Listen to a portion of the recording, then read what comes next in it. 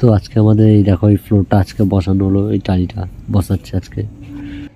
কীরকম হয়েছে বলবে।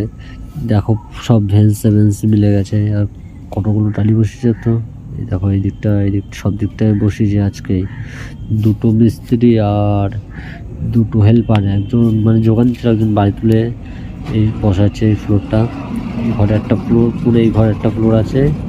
দেখো কত সুন্দর মানে বসানো হচ্ছে। এই ফালিগুলো পরে বসাবে, একদিনে তো সব বসানো যায় না, অসুবিধা হয়, তার জন্য সাইডগুলো রেখে দিয়েছে।